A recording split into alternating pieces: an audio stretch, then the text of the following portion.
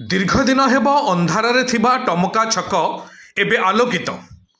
ଲୋକଙ୍କ ସମସ୍ୟା ଦୂରୀକରଣକୁ ଆଖି ଆଗରେ ରଖି ଅଣ୍ଟା ଭିଡ଼ିଛନ୍ତି ସ୍ଥାନୀୟ ଯୁବକ।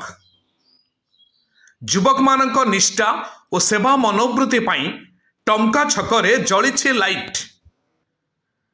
ରବିବାର 8 ନମ୍ବର ଜୋନ୍ ମଣ୍ଡଳ ସଭାପତି ସନ୍ତୋଷ ପାଣିଗ୍ରାହୀ, ଯୁବ ସମାଜସେବୀ ଚିତ୍ତରଞ୍ଜନ ଦେହୁରୀଙ୍କ ନେତୃତ୍ୱ ଓ ସହଯୋଗରେ ପ୍ରଥମେ ଛକରେ ଥିବା ଅଚଳ ଲାଇଟ୍କୁ ଖୋଲାଯାଇଥିଲା। ପରେ ଲାଗିଥିବା ଲାଇଟ୍ ପାଖରେ ଥିବା ଗଛ ଡାଳ କଟାଯାଇଥିଲା ଏବଂ ଲାଇଟ୍ ଗୁଡ଼ିକୁ ସଜଡ଼ା ଯାଇ ସନ୍ଧ୍ୟାରେ ଏଗୁଡ଼ିକୁ ଖୁଣ୍ଟରେ ଲଗାଯାଇଥିଲା, ଯାହାଫଳରେ ଟମକା ଛକ ଆଲୋକିତ ହୋଇଥିବା ଦେଖିବାକୁ ମିଳିଛି। ଲାଇନମ୍ୟାନ୍ ଗମା ମହାନ୍ତ ଲାଇଟ୍ ଲଗାଇଥିବା ବେଳେ ଏହି କାର୍ଯ୍ୟରେ ମଧୁସୂଦନ ମହାକୁଡ଼, ରଞ୍ଜିତ ବାରିକ, ଅଜୟ ଦେହୁରୀ, ପ୍ରମୋଦ ମହାନ୍ତ, ପ୍ରଭାସ କୁମାର ରାଉତ, ଶିବାନନ୍ଦ ସାମଲ, ମିଥୁନ ମାଝୀ ପ୍ରମୁଖ ସହଯୋଗ ପ୍ରଦାନ କରିଥିଲେ। Bureau report, Mahagiri news.